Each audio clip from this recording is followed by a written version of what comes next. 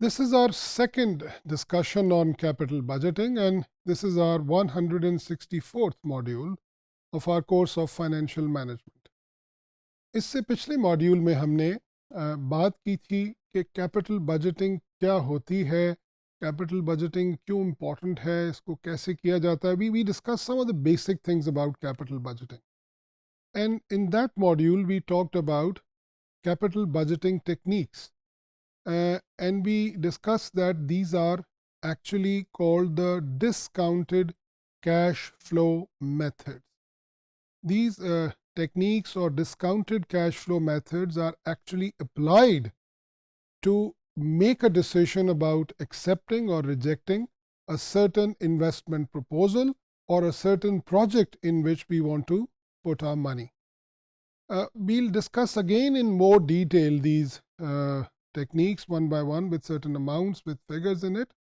But at the moment, we'll have an overview of these techniques one by one, that what these methods or techniques of capital budgeting are. As I've said, we also use the term discounted cash flows. So the term discounted means present value calculate करना. जब हम किसी भी amount के लिए use करते हैं कि इसको हमने डिस्काउंट किया, यानी इसकी हमने प्रेजेंट वैल्यू कैलकुलेट कर ली. And cash flow, you are familiar, means inflow और outflow. So the term discounted cash flow means a method or a technique in which cash flows present values are calculated, and then we make a decision about accepting or rejecting a certain project of investment. Now, in these techniques, the first one is called the payback period method. This method, initially in its raw form, in its crude form, is not a discounted cash flow method, क्योंकि इसमें हम present values calculate किए बगैर अपनी calculations करते हैं. लेकिन ये पे बैक पीरियड है जिसको हम डिस्काउंटेड वैल्यूज में कन्वर्ट करके भी अप्लाई कर सकते हैं. यानी it is not just that this method is applied considering without considering the present value, it may be used by considering the present values. एक तो ये बात. ये पे बैक पीरियड मेथड हमें क्या बताता है? It simply states that in how many years we will be able to recover our original investment that we are putting in a certain project. And this is what this payback period tells us. So whether we'll be able to get our original money back in 5 years or 3 years or 10 years, and this time period is called the payback period. ये method इससे आगे हमें कुछ नहीं बताता, सिर्फ ये बताता है कि हमें कितने सालों में अपना पैसा ओरिजिनल इन्वेस्टमेंट वापस मिल जाएगी. Now we have in our mind, before we put our money in a project, that in how many years we want to get this money back. यानी हमें अपना पैसा, अपनी इन्वेस्टमेंट 5 साल में वापस मिलनी चाहिए या 7 साल में.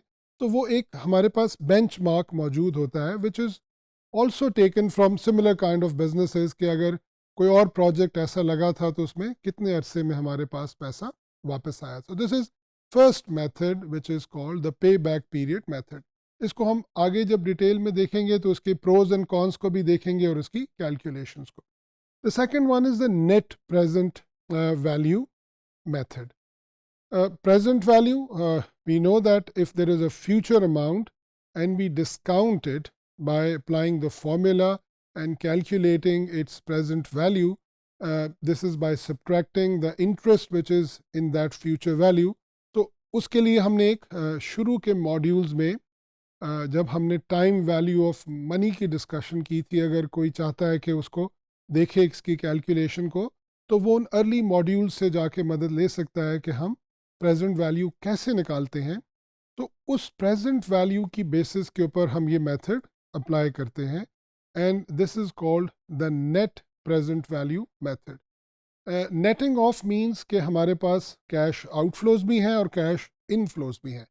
सो when we deduct the outflows from our inflows after calculating their present values, then what do we get is the net present value.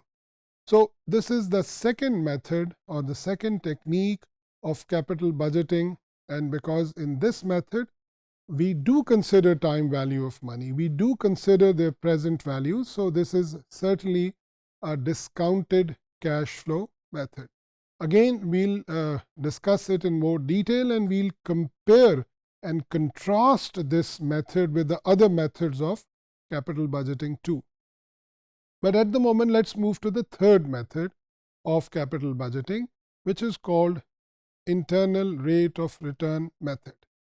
In this method, हम इस मेथड में किसी भी प्रोजेक्ट का वो रेट ऑफ रिटर्न कैलकुलेट करते हैं जो कि वो प्रोजेक्ट हमें अर्न करके देगा during its useful life. So this method helps us in determining the actual rate of return of that project, which is again based on the anticipated cash flows जो कि हम calculate करते हैं. So उसकी basis पर once we calculate that rate of return of the project, we compare it with the required rate of return.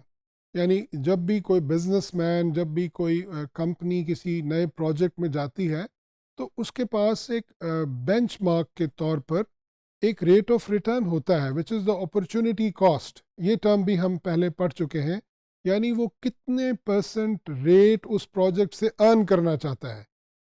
Now, once we calculate the internal rate of return of that project, that is the rate which the project will actually earn for us, we compare it with the required rate of return. एक तरफ internal rate है जो project हमें देगा और एक तरफ required rate है जो हम उस प्रोजेक्ट से अर्न करना चाहते हैं. अगर दोनों बराबर हो जाएंगे, बहुत अच्छा है, प्रोजेक्ट को एक्सेप्ट कर लेंगे. अगर हमारा रिक्वायर्ड रेट कम है लेकिन प्रोजेक्ट हमें ज़्यादा रेट दे रहा है, again wonderful, we'll go for the project. But if our required rate is more and the project is giving us less than that, so we will not accept that project. And the last method that we'll be discussing is profitability index. Profitability index is, I would say, a variation of net present value, but net present value method is in absolute terms and profitability index is a relative measure. तो हम profitability index की calculation को भी देखेंगे. इसमें भी हम ये देखते हैं कि इसके रिजल्ट्स की बेसिस के ऊपर क्या प्रोजेक्ट को एक्सेप्ट करना है या रिजेक्ट करना है, इंडेक्स को कितना होना चाहिए और कौन सा उसका बेंचमार्क लेवल है, इसको भी हम डिटेल से देखेंगे. So this discussion of capital budgeting techniques is concluded here that there are 4 commonly used capital budgeting techniques, which are also called discounted cash flow methods. The first one may be applied without discounting or with discounting, but the other 3 methods are certainly applied by considering the present values or the discounted values. And all these methods help us, their findings, their results actually help us in making our decision about accepting or rejecting a certain capital investment that we want to make in a certain project.